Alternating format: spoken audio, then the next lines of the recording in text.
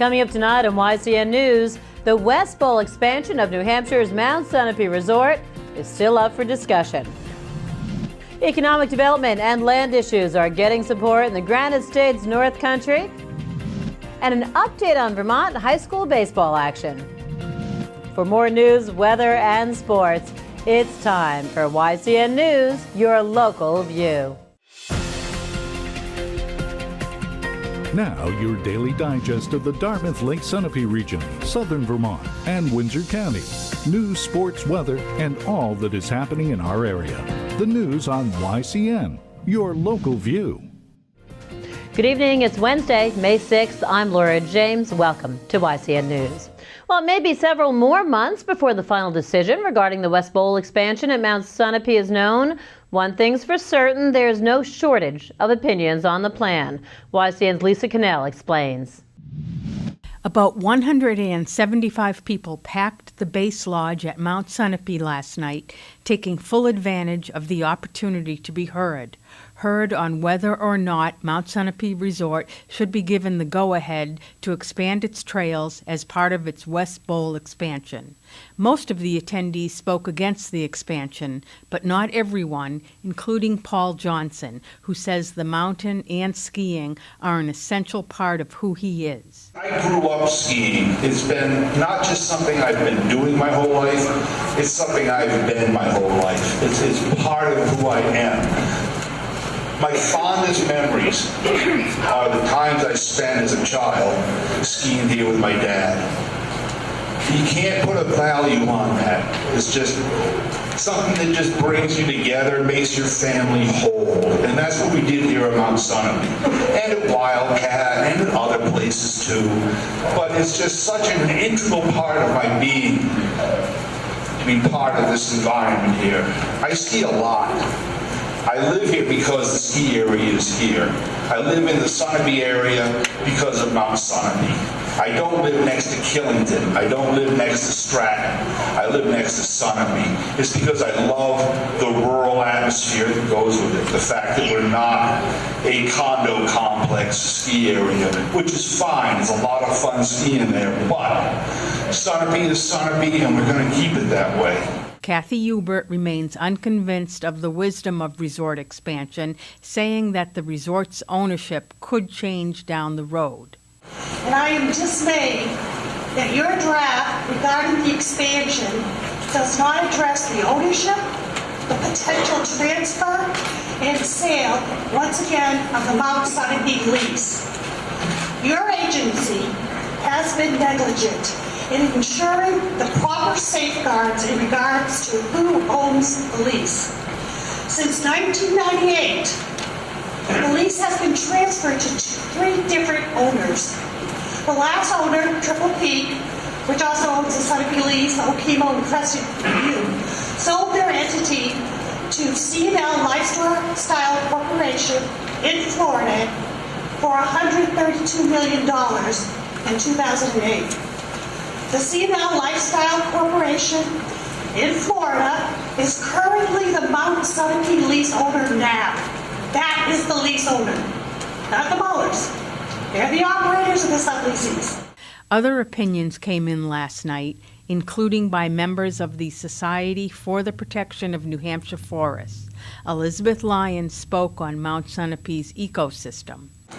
The importance of the Mount Sunapee environment and the need for its conservation was recognized over a century ago and led to the creation of the state park.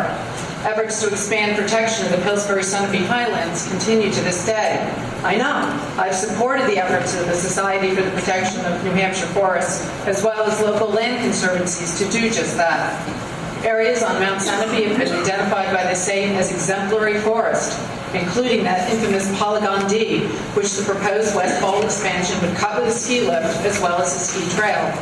Commissioner Rose's draft decision moves the trail, but still allows a ski lift to cut through this ecosystem, which the National Natural Heritage Bureau categorized as exemplary and of statewide significance. Such areas are rare and should be protected by additional buffers between them and any land disturbance. They are not appropriate for ski lifts or ski trails. and at least one person took a historic look at the mountain, citing a pamphlet promoting New Hampshire skiing from 1934. That was by Fred Smith. He added a comical note to last night's gathering. I brought a picture from my front lawn of the west side of Mount Sunapee. Out of everybody who lives in Goshen, I had the most dramatic view of the proposed expansion of the mountain. Deeply impacted in a positive manner. I strongly support the expansion and what you're doing at Dread. I'd like to see ski trails there in my lifetime. Been wanting it for many, many years. Last month, Commissioner Jeff Rose, who oversees New Hampshire's Department of Economic Resources and Development, issued a draft master plan. The MDP, as it's known, allows for the West Bowl development so long as the state is given 260 acres of land at the resort to preserve as a state park.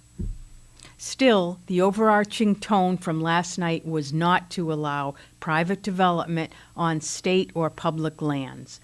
Once Commissioner Rose makes his final decision, as he works with the Mount Sunapee Advisory Committee, he will let the governor and the Executive Council know. The governor and council will make the final decision regarding West Bowl expansion. For YCN News, I'm Lisa Connell. In our ongoing coverage of this issue, we will bring you last night's public comments in a news special. Tune in to WYCU at 7:30 p.m. Monday night, May 11th.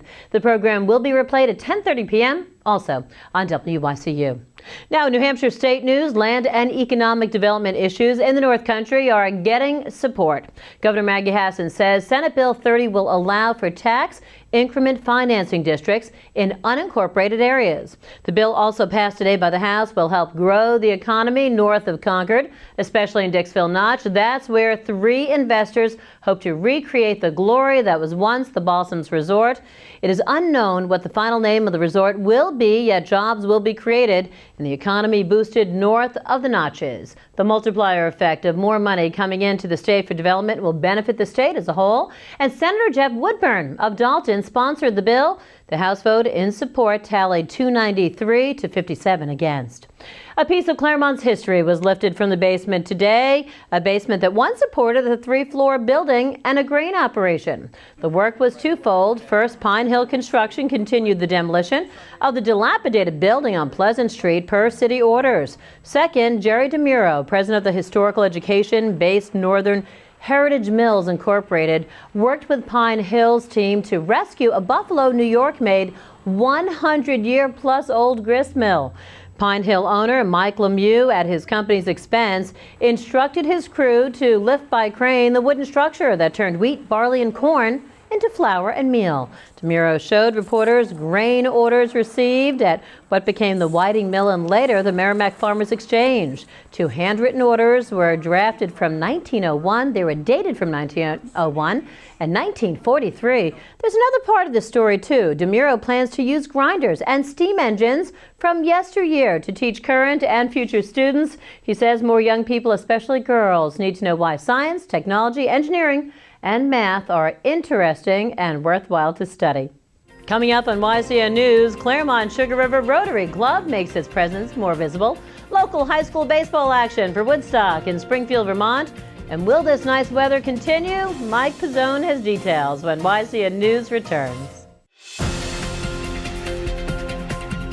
The YCN News continues in a moment. Welcome back to YCN News. I'm Laura James.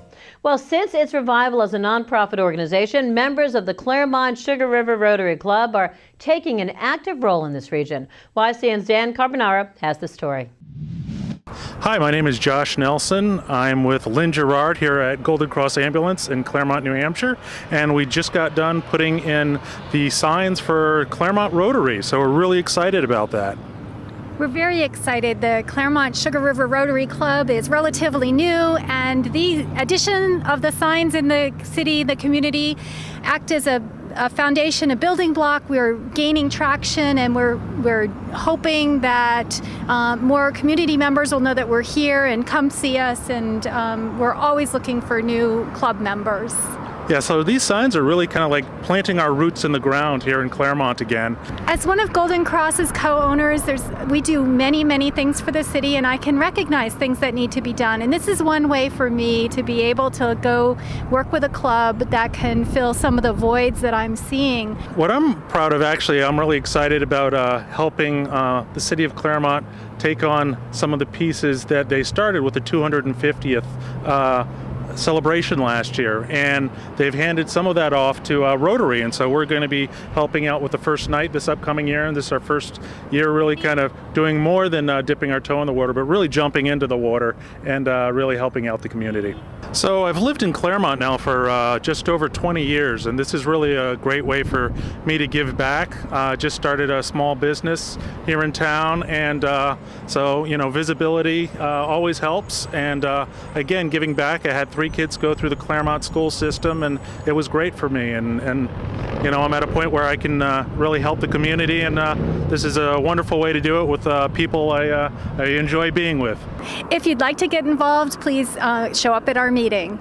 Again, the meeting is at Valley Regional Hospital here in Claremont in the Buckley Room, 8 o'clock on Tuesday mornings. We're there every week, and we look forward to seeing you. The Claremont Sugar River Rotary Club meets at 8 a.m. Tuesday mornings at Valley Regional Hospital. They're on Facebook at Claremont-Sugar-River-Rotary. Coming up on YCN News, Lynn Solomon sat down with Kristen Angeli to talk real estate in the Lake Sunapee region. That's coming up next on YCN News. The YCN News continues in a moment. Welcome back to YCN News. I'm Mike Pizzone. Well, it's been nothing but sun these last few days, and it doesn't look like things will be changing anytime soon. Skies will remain clear tonight with calm winds and a low of about 45 degrees. Tomorrow will bring more sunny skies with light winds and a high of 79 during the day, before bottoming out at about 49 degrees tomorrow evening. Friday will be the warmest day of the week with a high of 83 degrees and more bright sunny skies, though skies will become partly cloudy in the evening with a low of 55. Now let's take a look at our community calendar to see what's happening in the area. The Rockingham Tree Committee is hosting a workshop on the emerald ash borer and its effect on ash trees tomorrow at 6 p.m. at the Waypoint Center on Depot Street in Bellows Falls, Vermont. The workshop is free and open to the public. The Sullivan County Success Summit will be held tomorrow from 5 to 7 p.m. at the Common Man Restaurant in Claremont, New Hampshire. The community is encouraged to come celebrate the progress and achievements Sullivan County has made toward a safer, healthier, and more successful region. The event is free and open to the public. A spring rummage sale at the Old South Church on Main Street in Windsor, Vermont will continue Friday from 9 to 11 a.m. Available items include clothing, jewelry, books, toys, and much more. The Springfield baseball team didn't have any issues generating offense in yesterday's showdown with rival Woodstock, prompting hope that the team's slow start is officially a thing of the past. The 2015 season didn't start so hot with losses in 2 of the Cosmos' first 3 games, but coach Rick Sapak's team has turned things around of late, earning back-to-back wins in its last 2 outings, including a one-sided victory over Woodstock yesterday. Springfield swung its way to a 12-0 lead by the end of the second inning, with help from a 2-run single by Zach Tubbs and this RBI single from Tanner Shumsky, before clinching an early ending to the contest by virtue of a 5-run 5th inning that put Vermont's 10-run mercy rule into effect. Once again, it was Tubbs who came up with the big hit for the Cosmos, driving in the game's final run with this shot to deep left field. Tubbs led the home team with 6 RBI on 3 hits, followed by Zeb Reardon with 3 RBI and a pair of hits.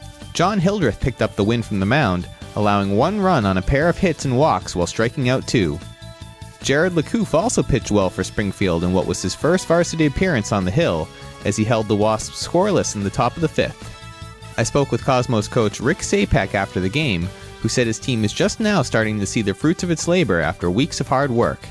We set 2 goals when we started the season. The first one was to hit the baseball, which there wasn't a history of that. Second was to improve every day. And we said by the end of this week, which was May 10th or whatever, we wanted to be playing good baseball. So the first couple of games, yeah, they were rough. And I think weather, winter, all those things come into play. But, you know, we had some history where it's been rough. Every day we get that a little bit better. Pitching's coming around. We'll see where we go. You know, we're working on intensity. We're working on staying in the game. there's been a history lately of athletics in Springfield in general not competing, So we're turning that back around and feeling good about ourselves. Springfield is now 3-2 on the season and will look to win its third straight game tomorrow when it welcomes Proctor to town. The Sunapee baseball team had no trouble bouncing back from back-to-back losses, earning a hard-fought win over rival Derryfield yesterday with help from a complete game effort from Ben Robinson on the mound. Robinson surrendered just 2 earned runs on 5 hits and 3 walks while striking out 11. Will Palin, Cade Robinson, and Cole Cruz all drove in runs for the Lakers. Sunapee is now 5-2 and will host Pittsfield for its first home game of the season on Friday. The Springfield softball team held off a late Brattleboro rally last night with help from a diving catch by Brooke Wiley in left field and more strong pitching from Jay Twombly to remain perfect on the season. Wiley and Lena Geyer each drove in a pair of runs for the Cosmos, while Twombly earned the win from the circle behind a 6-hit, 8-strikeout effort. Springfield is now 6-0 on the season and will travel to face Division III foe Windsor on Saturday.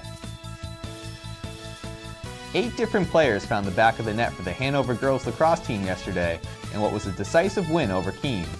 Sophie Lebrano led the Marauders with 4 goals and an assist, while Cynthia Lacey, JJ Daniel, Maddie Lyons, Christine Croitoro, and Amelia Lebrano each added at least a pair of scores. Hanover is now 7-2 on the season and will host Winniscunnet on Friday. That does it for YCN Sports. I'm Mike Pizzone. Thanks so much, Mike. Capital Connections host John O'Connor is continuing his discussion. It's part 3 of an interview with John Wilson. He's running for Select Board in the town of New London, New Hampshire. That interview is coming up when YCN News returns. The YCN News continues in a moment.